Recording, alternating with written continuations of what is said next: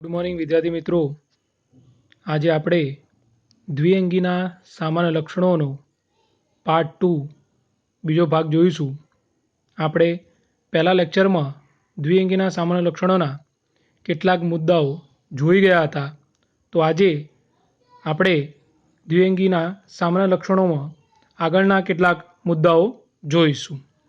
આપણે પહેલા લેક્ચરમાં એનો નિવાસ સ્થાન જોયેલું, આ ઉપરાંત એનો વાનસ્પતિક દેહ, એની અંદર પ્રજનન, જન્યુજનક અવસ્થા દરમિયાન બે પ્રકારના પ્રજનન જોવા મળતા હતા, વાનસ્પતિક પ્રજનન અને લિંગી પ્રજનન. તો આપણે પહેલા લેક્ચરમાં વાનસ્પતિક પ્રજનન સુધી જોયેલું હતું. આજે આ દ્વિઅંગીના સામાન્ય લક્ષણોના બીજા પાર્ટમાં આપણે લિંગી પ્રજનન જોઈશું. તો સૌથી પહેલાં જોઈએ લિંગી પ્રજનન એટલે કે સેક્સ્યુઅલ રિપ્રોડક્શન. વિદ્યાર્થી મિત્રો, તમને ખ્યાલ જ હશે કે લિંગી પ્રજનન એટલે શું. ભાઈ, જે પ્રજનન લિંગી પ્રજનન અંગો દ્વારા થતું હોય તેને શું કહેવાય? લિંગી પ્રજનન કહેવાય. દ્વિઅંગીમાં લિંગી પ્રજનન બે હોય છે. નર પ્રજનન અંગ તરીકે પુંજન્યુધાની અને માદા પ્રજનન અંગ તરીકે સ્ત્રીજન્યુધાની. હવે પુંજન્યુધાની એટલે કે એન્થેડિયમ એટલે શું? જો વિદ્યાર્થી મિત્રો, પુંજન્યુ એટલે કે નરજન્યુ, ધાની એટલે કે જેની અંદર ઉત્પન્ન થાય છે એ. એટલે પુંજન્યુધાનીમાં શું ઉત્પન્ન થાય? પુંજન્યુધાનીની અંદર પુંજન્યુ ઉત્પન્ન થાય. તેવી જ રીતે સ્ત્રીજન્યુધાની એટલે કે આર્ચીગોનિયમમાં શું ઉત્પન્ન થાય? સ્ત્રીજન્યુઓ ઉત્પન્ન થાય એટલે કે અંડકોષ ઉત્પન્ન થાય. એટલે બે પ્રકારના પ્રજનન અંગો હોય, પુંજન્યુધાની અને સ્ત્રીજન્યુધાની. દ્વિઅંગીમાં લિંગી પ્રજનન એ અંડજન્યુક એટલે કે ઉગેમસ પ્રકારનું જોવા મળે છે. બરાબર. તો હવે આપણે લિંગી પ્રજનન અંગો, નર પ્રજનન અંગ અને માદા પ્રજનન અંગ સુકાઈમાં કઈ રીતે જોવા મળે છે એના આધારે એના બે પ્રકાર પડે છે, દ્વિસદની સુકાઈ અને એક સદની સુકાઈ. આ બંને ડાયાગ્રામ અહીં આપણને દર્શાવેલા છે. પહેલા ડાયાગ્રામમાં જુઓ, માર્કેન્સિયાના ડાયાગ્રામ છે. આ માર્કેન્સિયાના ડાયાગ્રામમાં અહીંયા તમે જુઓ પુંજન્યુધાની અને સ્ત્રીજન્યુધાની એટલે કે બંને પ્રજનન અંગો એ જુદા જુદા સુકાઈ ઉપર, માર્કેન્સિયાના જુદા જુદા સુકાઈ ઉપર ઉત્પન્ન થાય છે. તેથી તેને શું કહેવાય? દ્વિસદની, ડાયશિયસ સુકાઈ તરીકે ઓળખવામાં આવે છે. એનું નામ જ છે દ્વિસદની. દ્વિ એટલે બે, સદન એટલે ઘર. બે ઘર, એ બે અલગ અલગ ઘરમાં એકમાં પુંજન્યુધાની તો બીજામાં સ્ત્રીજન્યુધાની ઉત્પન્ન થાય છે. તો તેવા સુકાઈને દ્વિસદની સુકાઈ કહેવાય.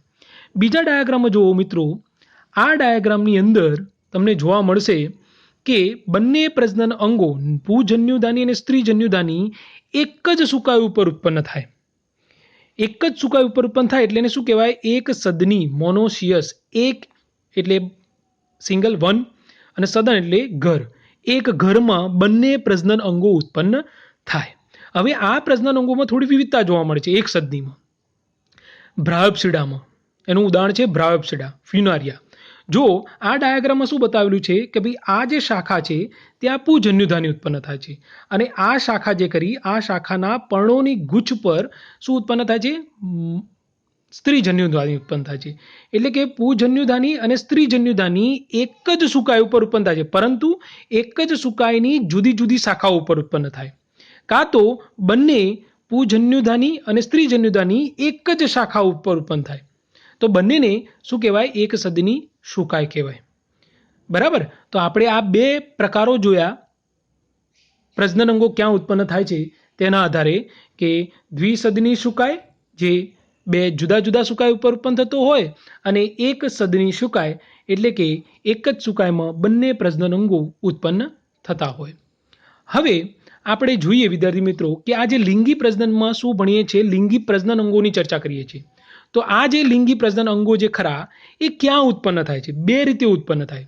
જો ખાસ કરીને નિમ્ન કક્ષાની વનસ્પતિ એટલે કે માર્કેન્સિયામાં તમે જુઓ, અહીંયા એક તમને સુકાઈની ઉપરથી એક વિશિષ્ટ ધરી જેવી રચના દેખાય છે. આ ડાયાગ્રામમાં વિશિષ્ટ દાંડી જેવી રચના દેખાય છે. આ જે વિશિષ્ટ દાંડી જેવી જે રચના દેખાય એને શું કહેવાય? જન્યુધાની ધર. બરાબર, અહીંયા પણ દેખાય છે અને અહીંયા પણ દેખાય છે. હવે આ જન્યુધાની ધર ઉપર જો અહીંયા શું ઉત્પન્ન થયું છે? પૂજન્યુધાની. એટલે આ જન્યુધાની ધરને શું કહેવાય? પૂજન્યુધાની ધર. અને આ બીજા ડાયાગ્રામમાં તમે જુઓ, આ દાંડી જે છે એ દાંડીની ઉપર શું ઉત્પન્ન થાય છે? સ્ત્રીજન્યુધાની. એટલે કે આ દાંડીને શું કહેવાશે હવે? સ્ત્રીજન્યુધાની ધર. એટલે જન્યુધાની ધર ઉપર પ્રજનન અંગો ઉત્પન્ન થાય. જો એ જન્યુધાની ધર ઉપર આ જન્યુધાની ધર ઉપર પૂજન્યુ ઉત્પન્ન થાય, એટલે કે પૂજન્યુધાની ઉત્પન્ન થાય તો એને શું કહેવાય? પૂજન્યુધાની ધર. અને જો જન્યુધાની ધરની ઉપર સ્ત્રીજન્યુધાની ઉત્પન્ન થાય તેને શું કહેવાય? સ્ત્રીજન્યુધાની ધર. એટલે કે પ્રજનન અંગો કાં તો આવી ધરી ઉપર ઉત્પન્ન થાય, કાં તો એ પ્રજનન અંગો ક્યાં ઉત્પન્ન થાય? સુકાઈની અંદર ખૂપેલા હોય. એમાં કોઈ વિશિષ્ટ ધરી જેવી રચનાનું નિર્માણ થતું નથી. સુકાઈની અંદર જે ચપટો જે સુકાય છે એ ચપટા સુકાઈની અંદર ખૂપેલા જોવા મળે છે. એનું ઉદાહરણ છે રિક્સિયા અને એન્થોસિરોસ. એટલે કે લિંગી પ્રજનન અંગોનું સ્થાન જોઈએ છે આપણે. લિંગી પ્રજનન અંગોનું સ્થાન ક્યાં છે? કાં તો એ વિશિષ્ટ ધરી એટલે કે જન્યુધાની ધર ઉપર ઉત્પન્ન થતા હોય, જેવા કે એનું ઉદાહરણ છે માર્કિન્સિયા, કાં તો તે સુકાઈની અંદર ખૂપેલા હોય. એટલે એમાં કોઈ વિશિષ્ટ ધરીનું નિર્માણ થતું નથી. એટલે લિંગી પ્રજનન અંગોનું આ બે સ્થાન આપણે જોયા. હવે જે બે લિંગી પ્રજનન અંગો ભણવાના છે એ જોઈ લઈએ. પહેલો લિંગી પ્રજનન અંગ આપણે જોઈએ પૂજન્યુધાની, જેને કહેવાય એન્થેરેડિયમ. તો આ પૂજન્યુધાનીને આપણે 3 ભાગમાં વિભાજિત કરીશું. 3 ભાગમાં એની ચર્ચા કરીશું. સૌથી પહેલા એનું સ્થાન, એટલે કે પૂજન્યુધાની ક્યાં આવેલી હોય, એની રચના અને છેલ્લે એનું કાર્ય. તો સૌથી પહેલા જોઈએ આપણે કે પૂજન્યુધાનીનું સ્થાન એટલે કે ક્યાં આવેલી હોય. પહેલો મુદ્દો આપણો. તો પૂજન્યુધાની એ કાં તો સુકાઈની પૃષ્ઠ સપાટી એટલે કે ઉપરની સપાટી ઉપર આવેલો હોય, કાં તો તે પ્રકાંડની શાખાની ટોચ ઉપર આવેલો હોય. આ એના 2 સ્થાન છે જે આપણને આગળના ડાયાગ્રામમાં જોયા. બરાબર, જો તમે અહીંયા જુઓ, પૂજન્યુધાની એ સુકાઈની પૃષ્ઠ સપાટી ઉપર અહીંયા આવેલા છે, જ્યારે કેટલાકની અંદર પૂજન્યુધાની જે ખરી એ પ્રકાંડની ટોચ ઉપર આવેલી હોય. એટલે પૂજન્યુધાનીના આ 2 સ્થાન થયા. બીજું જોઈએ, મોટા ભાગની દ્વિઅંગી વનસ્પતિ જે ખરી એનો તમે આ ડાયાગ્રામ જો, મોટા ભાગની દ્વિઅંગી વનસ્પતિમાં જે પૂજન્યુધાની જે ખરી એ આ રીતે બહિસ્થ હોય છે. એટલે કે સુકાઈની ઉપર, આ સુકાઈનો ઊભો છે સુકાઈની ઉપર એ આ રીતે ઉપસેલી જોવા મળે છે. મોટાભાગની દ્વિઅંગી વનસ્પતિમાં આવી જ પરિસ્થિતિ હોય છે. પૂજન્યુધાની બહિસ્થ હોય છે, બહારની બાજુએ હોય છે. પરંતુ એન્થોસેરોપ્સિડા જેવી વર્ગની અંદર જે પૂજન્યુધાની જે ખરી એ આવી રીતે બહાર હોતી નથી, અંતર્ગત હોય છે, અંદરની તરફ હોય છે. અંદરની તરફ એટલે આવું કોટર જેવી રચના આવેલી હોય જેને કહેવાય પૂધાની કોટર.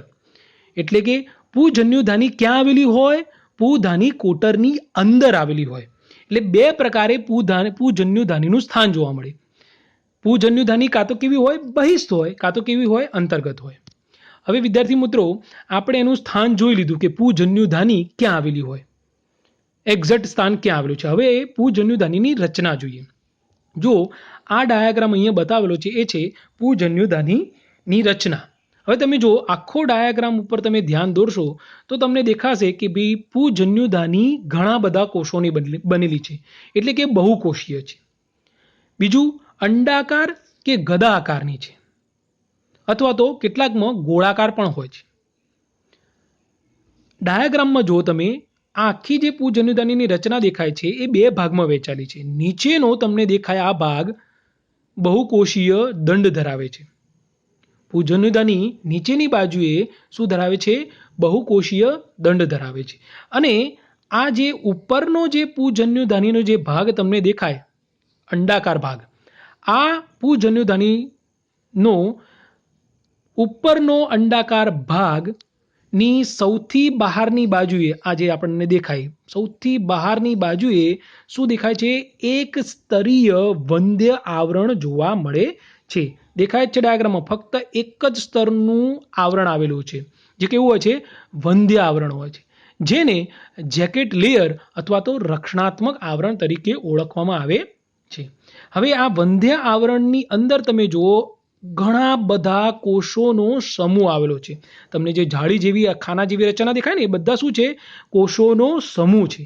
આ અસંખ્ય કોષોના સમૂહને એન્ડ્રોસાઇટ કે પૂધાની માતૃકોષો કહે છે. બરાબર. તો આપણે અહીંયા શું જોયું? એની સ્થાન જોયું પૂજન્યુધાનીનું, અને એની રચના વિશે આપણે ચર્ચા કરી. હવે શું થશે? આ જે એન્ડ્રોસાઇટ જે ખરા એ પરિપક્વ થઈ જાય, એટલે પરિપક્વ થયા બાદ એ પૂધાની માતૃકોષો અર્ધીકરણની ક્રિયા દ્વારા વિભાજન પામી અસંખ્ય ચલપૂજન્યુનું નિર્માણ કરે છે. આ ડાયાગ્રામમાં આપણને ચલપૂજન્યુ જોવા મળે છે. અહીંયા આપણે એક જ બતાવેલો છે, પરંતુ અહીંયા તમે જુઓ આ જેટલા પૂજન્યુ માતૃકોષો છે, માની લો કે 250 હોય કે 500 પૂજન્યુ અથવા પૂધાની માતૃકોષો આવેલા હોય, આ પૂધાની માતૃકોષો એ બધા જ શેમાં પરિણમે છે? અર્ધીકરણ પામી ચલપૂજન્યુમાં પરિણમે છે. આ જે ચલપૂજન્યુ જે આપણને દેખાય છે, એ ચલપૂજન્યુ એકદમ સૂક્ષ્મ હોય છે, માઇક્રોસ્કોપિક હોય છે, પાતળા હોય છે, ફક્ત એક જ કોષ કેન્દ્ર ધરાવે છે. અને આ જો તમે ચલપૂજન્યુ જે ખરો એ ટોચના ભાગે આ 1 અને 2 ચાબુક જેવી કશાઓ ધરાવે છે. બરાબર. કશાઓ શેમાં મદદ કરશે? એને હલનચલન કરવામાં, એ પાણીમાં તરવા માટે, એક જગ્યાએથી બીજી જગ્યાએ જવા માટે. તેથી જ આ નરજન્યુને આપણે શું કહીએ છીએ? ચલપૂજન્યુ, કે જે જન્યુ ચલિત છે, એટલે આપણે શું કહીએ છીએ? ચલપૂજન્યુ. બરાબર. વિદ્યાર્થી મિત્રો, આપણે જોયું પૂજન્યુધાની વિશે. હવે આપણે જોઈશું સ્ત્રીજન્યુધાની, એટલે કે આર્ચીગોનિયમ. જે રીતે આપણે પૂજન્યુધાનીને 3 ભાગમાં વિભાજિત કરી, સ્થાન, રચના અને કાર્ય, એ જ રીતે સ્ત્રીજન્યુધાની પણ આપણે 3 મુદ્દાઓમાં વર્ણવીશું. તો પહેલા જોઈએ એનું સ્થાન. જો વિદ્યાર્થી મિત્રો, પૂજન્યુધાનીનું સ્થાન ક્યાં હતું? સુકાઈની પૃષ્ઠ સપાટી કે પ્રકાંડની શાખાના ટોચ ઉપર. તે જ સ્થાન સ્ત્રીજન્યુધાનીનું છે. સ્ત્રીજન્યુધાની પણ સુકાઈની પૃષ્ઠ સપાટી ઉપર આવેલી હોય, એટલે કે ઉપરની સપાટી ઉપર આવેલી હોય, કાં તો પ્રકાંડની શાખાની ટોચ ઉપર આવેલા પર્ણોની ગુચ્છમાં આવેલી હોય. જે સ્થાન પૂજન્યુધાનીનું હતું તે જ સ્થાન સ્ત્રીજન્યુધાનીનું છે. હવે એની રચના જોઈએ કે ભાઈ કેવું હોય. આ ડાયાગ્રામ જુઓ, સ્ત્રીજન્યુધાનીનો ડાયાગ્રામ છે. એ સ્ત્રીજન્યુધાની કેવું છે? ઘણા બધા કોષોની બનેલી છે, બહુકોષીય છે, પૂજન્યુધાનીની જેમ જ. સ્ત્રીજન્યુધાની બહુકોષીય અને ચંબુ કે ફ્લાસ્ક જેવા આકારની છે. હવે અહીંયા જુઓ, આ જે પરિપક્વ સ્ત્રીજન્યુધાની જે ખરી એ 2 ભાગમાં વહેંચાયેલી છે. આ ઉપરનો જે તમને આપણને ભાગ દેખાય આટલો, એને ગ્રીવા કહેવાય, નેક. અને આ નીચેનો જે આપણને ફૂલેલો ભાગ દેખાય એને શું કહેવાય? અંડધાની કાય, વેન્ટર. એટલે કે આખી પૂજન્યુધાની 2 ભાગમાં વહેંચાયેલી છે. કઈ રીતે? આ ઉપરનો લાંબો નળાકાર ભાગ જે ખરો તેને શું કહેવાય? ગ્રીવા કહેવાય. આ ઉપરના લાંબા નળાકાર ભાગને શું કહે છે? ગ્રીવા કહે છે. હવે તમે જુઓ, આ જે ગ્રીવાનો ભાગ છે એ ગ્રીવાની સૌથી બહારની બાજુએ આ રહ્યો. એ ગ્રીવાની સૌથી બહારની બાજુએ કેટલા સ્તર છે? એક જ સ્તર છે. ગ્રીવાની સૌથી બહારની બાજુએ એક સ્તરીય વંધ્ય આવરણ આવેલું હોય છે, પૂજન્યુધાનીની જેમ જ. હવે આ એક સ્તરીય વંધ્ય આવરણની અંદરની બાજુએ તમે જુઓ, અહીંયા 4 થી 6 જેટલા, જાતિ પ્રમાણે એની સંખ્યા બદલાતી રહેશે, 4 થી 6 જેટલા ગ્રીવા માર્ગ કોષો, એટલે કે નેક કેનાલ સેલ આવેલા હોય છે. અને ગ્રીવાના ટોચના ભાગે 2 કે 4 જેટલા ઢાંકણ કોષો, એટલે કે કવર સેલ આવેલા હોય છે. આ આપણને જોયું શેના વિશે ચર્ચા કરી? ગ્રીવા વિશે. હવે જોઈએ એનો બીજો ભાગ, અંડધાની કાય, એટલે વેન્ટર. શું થાય? ક્યાં આવેલો છે? અહીંયા ડાયાગ્રામમાં જો કે ભાઈ પરિપક્વ સ્ત્રીજન્યુધાનીના નીચેના ફૂલેલા ગોળાકાર ભાગને અંડધાની કાય કે વેન્ટર કહે છે. હવે એની રચના જોઈએ કે ભાઈ કેવો છે. જો અંડધાની કાય જે ખરો એ અંડધાની કાયની બહારની બાજુએ એક સ્તરીય, ડાયાગ્રામને આપણને કેવું દેખાય છે? એક જ સ્તરનું વંધ્ય આવરણ દેખાય છે, પરંતુ કેટલાકની અંદર આ એક કરતાં વધારે પણ હોય છે. એટલે કે અંડધાનિકાયની સૌથી બહારની બાજુએ અહીંયા એક કે એક કરતાં વધારે સ્તરીય વંધ્ય આવરણ આવેલું હોય છે, ગ્રીવાની જેમ જ. હવે એની અંદર તમે જુઓ કે ભાઈ એની અંદર કુલ 2 કોષો આવેલા છે. ઉપરનો જે નાનો કોષ છે એને કહેવાય અંડધાની માર્ગ કોષ, વેન્ટ્રલ કેનાલ સેલ, અને એની નીચે આવેલો જે મોટો કોષ છે એને કહેવાય અંડકોષ, એગ અથવા ઓવમ. એટલે અંડધાનિકાયમાં કુલ 2 કોષો આવેલા છે. ગ્રીવામાં કેટલા કોષો આવેલા હતા? 4 થી 6 જેટલા ગ્રીવા માર્ગ કોષો. જ્યારે અંડધાનિકાયમાં 2 જ કોષો, એક અંડધાની માર્ગ કોષ જે કદમાં નાનો હશે અને તેની નીચે આવેલો જે કોષ છે એ કદમાં મોટો હશે, જેને શું કહેવાય? અંડકોષ. બરાબર. હવે આપણે 2 પુજન્યુધાની અને સ્ત્રીજન્યુધાની જોઈ ગયા. પુજન્યુધાનીમાં અને સ્ત્રીજન્યુધાનીમાં અનુક્રમે જે ચલપુજન્યુ અને અંડકોષ પરિપક્વ થઈ જાય એટલે કે બંને પ્રજનન અંગો પરિપક્વ થઈ જાય એટલે શું થશે? ફલનની ક્રિયા થાય છે, ફર્ટિલાઇઝેશનની ક્રિયા થાય છે. ખાસ સૌથી મહત્વની વાત કે ભાઈ દ્વિઅંગી વનસ્પતિઓમાં ફલનની ક્રિયા માટે પાણી અનિવાર્ય છે. એટલે કે પાણી વગર દ્વિઅંગીમાં ફલન શક્ય નથી. હવે ફલનની ક્રિયામાં શું થાય છે એ જોઈશું. જ્યારે અહીંયા જો બંને ડાયાગ્રામ આપેલા છે, ફલન કઈ રીતે થાય છે ને એ બતાવ્યું છે. અહીંયા ડાયાગ્રામમાં પુજન્યુધાની બતાવેલી છે અને એના બાજુના ડાયાગ્રામમાં સ્ત્રીજન્યુધાની બતાવેલી છે. તો ફલન કઈ રીતે થાય છે એ ડાયાગ્રામમાં બતાવેલું છે, એ જોઈએ. તો સૌથી પહેલાં શું થાય છે કે ભાઈ પુજન્યુધાનીમાં આવેલા આ જે ચલપુજન્યુઓ જે ખરા એ પરિપક્વ થઈ જાય એટલે આ પુજન્યુધાનીનો ટોચના ભાગે આવેલું જે આવરણ છે ને એ શું થઈ જાય છે? તૂટી જાય છે. તૂટવાના કારણે અસંખ્ય ચલપુજન્યુઓ મુક્ત થાય છે. જો અહીંયા ડાયાગ્રામમાં બતાવેલા છે, પુજન્યુધાનીના ટોચના ભાગે અસંખ્ય ચલપુજન્યુઓ ઉત્પન્ન થાય છે. જેવા અસંખ્ય ચલપુજન્યુઓ ઉત્પન્ન થાય તે જ સમયે શું થાય છે? સ્ત્રીજન્યુધાનીમાં રહેલા 4 થી 6 જેટલા ગ્રીવામાર્ગ કોષો અને અંડધાની કુલ્યા કોષ નાશ પામે છે અને તે નાશ પામી શ્લેષ્મીય પ્રવાહીમાં પરિણમે છે. બરાબર. એટલે સ્ત્રીજન્યુધાનીમાં જેટલા કોષો આવેલા હતા ને એ મોટા ભાગના શું થાય છે? નાશ પામે છે. ફક્ત અંડકોષ જે ખરો એ નાશ પામતો નથી. એ ગ્રીવા માર્ગ કોષ અને અંડધાની માર્ગ કોષ જે નાશ પામ્યા એ શેમાં પરિણમે છે? શ્લેષ્મીય પ્રવાહીમાં પરિણમે છે. હવે જો વિદ્યાર્થી મિત્રો શું થશે? અહીંયા અસંખ્ય ચલપુજન્યુઓ મુક્ત થયા, અહીંયા શ્લેષ્મીય પ્રવાહીનું નિર્માણ થયું. એટલે શું થશે? આ શ્લેષ્મીય પ્રવાહીના કારણે આ અસંખ્ય ચલપુજન્યુઓ સ્ત્રીજન્યુધાની તરફ આકર્ષાય છે અને એ આકર્ષાઈને પાણીમાં તરી ક્યાં જશે? ગ્રીવા સુધી પહોંચે છે. આ ડાયાગ્રામ આપણને બતાવ્યું છે કે તરતા તરતા ક્યાં પહોંચે છે? ગ્રીવા સુધી પહોંચે છે. જેવા એ ગ્રીવા સાથે પહોંચશે એટલે ટોચના ભાગે આવેલા ઢાંકણ કોષો ખુલી જાય છે. જેવા ઢાંકણ કોષો ખુલશે એટલે કેટલાક ચલપુજન્યુઓ આ ગ્રીવા માર્ગ કોષમાંથી પસાર થઈ ક્યાં પહોંચશે? અંડકોષ સુધી પહોંચે છે. જો અહીંયા તમને ડાયાગ્રામમાં દેખાશે કે ભાઈ એક અંડકોષ છે, એની બાજુમાં શું આવેલો છે? ચલપુજન્યુ. જ્યારે આ અંડકોષ જે રંગસૂત્રની દ્રષ્ટિએ એકકીય હોય અને આ ચલપુજન્યુ એ પણ રંગસૂત્રની દ્રષ્ટિએ એકકીય હોય, આ બંને ચલપુજન્યુ અને અંડકોષ એકબીજા સાથે જોડાઈને શું બનાવશે? દ્વિકીય યુગ્મનજનું નિર્માણ કરે છે.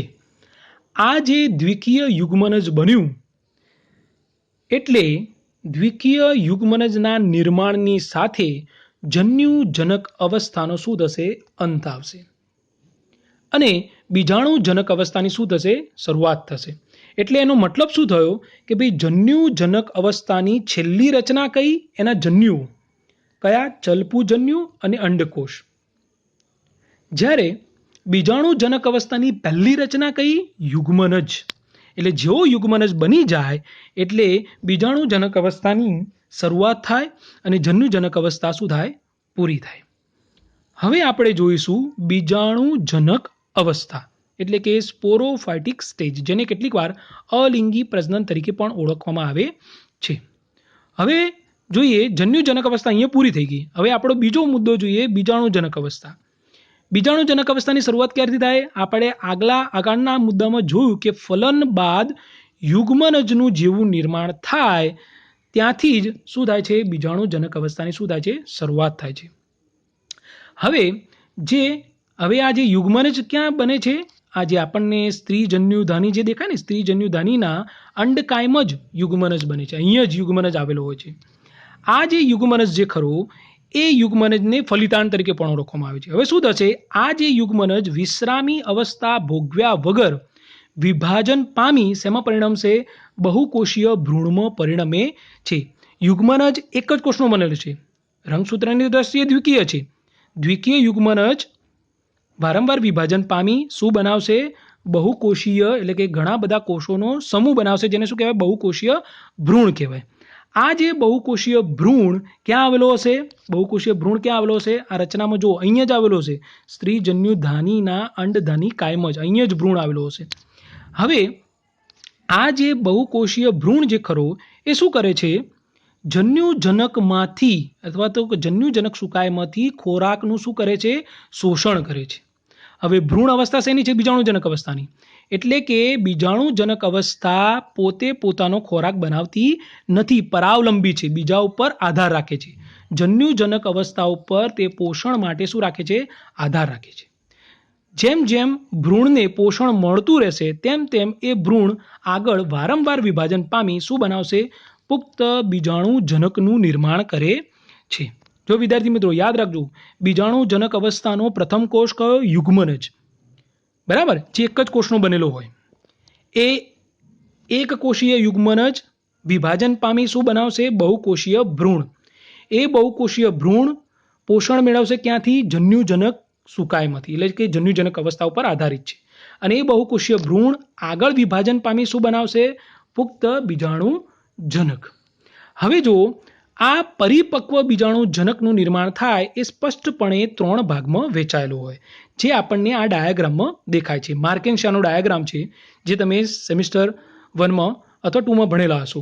અહીંયા જો એક પાદ જેને કહેવાય ફૂટ, બીજો ભાગ છે પ્રાવરદંડ એટલે કે સેટા, અને ત્રીજો ભાગ એટલે કે પ્રાવર જેને કહેવાય કેપ્સ્યુલ, એટલે કે 3 ભાગમાં વહેંચાયેલું હોય. અહીંયા ડાયાગ્રામમાં જુઓ તમે, પાદ જે ખરો, આ જે ભાગ જે ખરો એ સુકાયની અંદર ખૂપેલો હોય. કયા સુકાયની અંદર? જન્યુજનક સુકાયની અંદર ખૂપેલો હોય. એટલે પાદનું કાર્ય શું થયું? તે જન્યુજનક સુકાયમાંથી ખોરાકનું શોષણ કરે છે. એ જ રીતે પ્રાવરદંડનું કાર્ય શું? તો ભાઈ પ્રાવરદંડ જે ખરો એ પાદ દ્વારા શોષાયેલા ખોરાકનું આ પ્રાવર સુધી વહન કરે છે. હવે થોડા ઉદાહરણ જોઈ લઈએ કે રિક્સિયામાં ફક્ત પ્રાવર જ આવેલો હોય. એ ડાયાગ્રામમાં જુઓ તમે, રિક્સિયા નામની જે વનસ્પતિ જે ખરી એમાં આ ફક્ત પ્રાવરનો જ ભાગ આવેલો હોય છે. પાદ અને પ્રાવરદંડ આવેલા હોતા નથી. જ્યારે ફ્યુનારિયામાં સ્પષ્ટપણે પાદ, પ્રાવરદંડ અને પ્રાવર આવેલા હોય છે. પરંતુ એન્થોસિરોસ નામની દ્વિઅંગી વનસ્પતિમાં પાદ અને પ્રાવર આવેલા હોય છે, જ્યારે એની અંદર પ્રાવરદંડ સ્પષ્ટ જોવા મળતો નથી. વિદ્યાર્થી મિત્રો, અહીંયા ડાયાગ્રામમાં તમને અહીંયા ઘણા બધા બીજાણુ દેખાશે. શરૂઆતમાં આ બીજાણુ હોતા નથી. અહીંયા શું હોય છે? જે રીતે તમે યાદ કરો કે પૂજન્યુધાનીમાં અસંખ્ય કોષોનો સમૂહ આવેલો હતો અહીંયા, એ જ રીતે અહીંયા પણ અસંખ્ય કોષોનો સમૂહ આવેલો હોય. પ્રાવરની અંદર શું આવેલો હોય? અસંખ્ય કોષોનો સમૂહ આવેલો હોય. એ પ્રાવરની અંદર આવેલા અસંખ્ય કોષોના સમૂહને શું કહે છે? દ્વિકીય બીજાણુ માતૃકોષો, સ્પોર મધર સેલ્સ.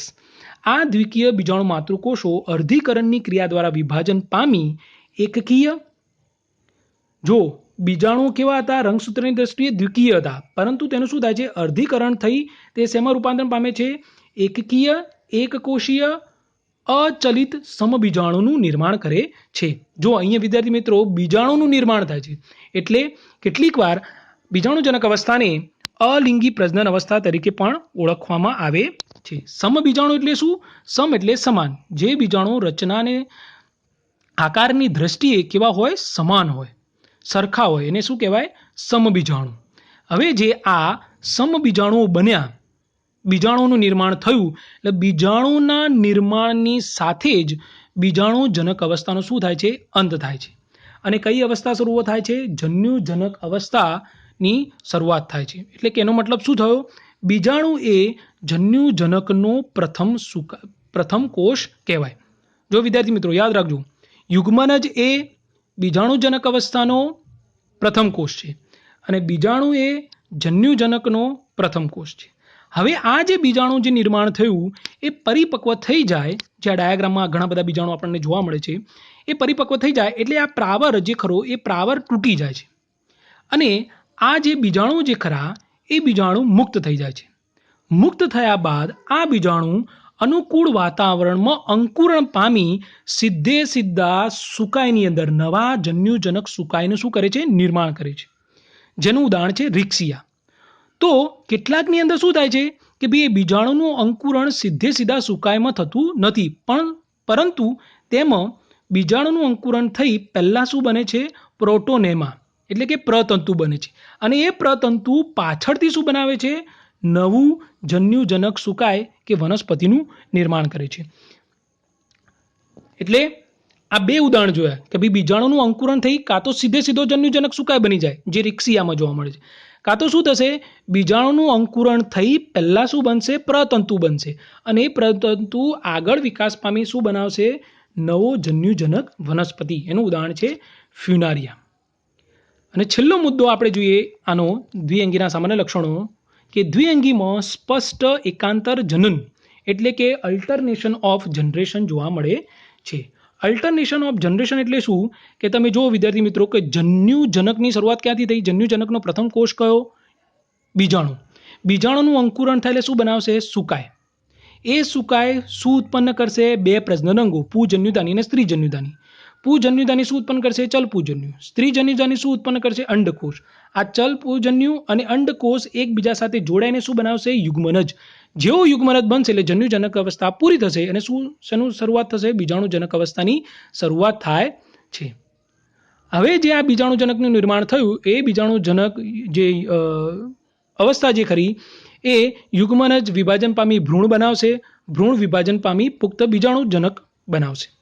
બીજાણુજનકની અંદર જેવું બીજાણુનું નિર્માણ થશે એટલે બીજાણુજનક અવસ્થા પૂરી થશે અને જન્યુજનક અવસ્થાની શરૂઆત થશે. આમ આ બંને અવસ્થાઓ, જન્યુજનક અવસ્થા અને બીજાણુજનક અવસ્થા એકબીજાને એકાંતરે આવે છે, એક પછી એક આવે છે. તેથી એને શું કહેવાય? એકાંતર જનન કે અલ્ટરનેશન ઓફ જનરેશન કહે છે. એટલે દ્વિઅંગીમાં સ્પષ્ટ એકાંતર જનન જોવા મળે છે. વિદ્યાર્થી મિત્રો, આ આપણે જોયા દ્વિઅંગીના સામાન્ય લક્ષણો. અહીંયા આપણો આ ટોપિક પૂરો થાય છે. તમે આને બંને પાર્ટને શાંતિથી જોઈ ડાયાગ્રામના આધારે વર્ણન કરતા શીખશો અને એની પૂરી તૈયારી કરીશું. હવે આપણે નેક્સ્ટ લેક્ચરની અંદર બીજા ટોપિક સાથે મળીશું. Thank you.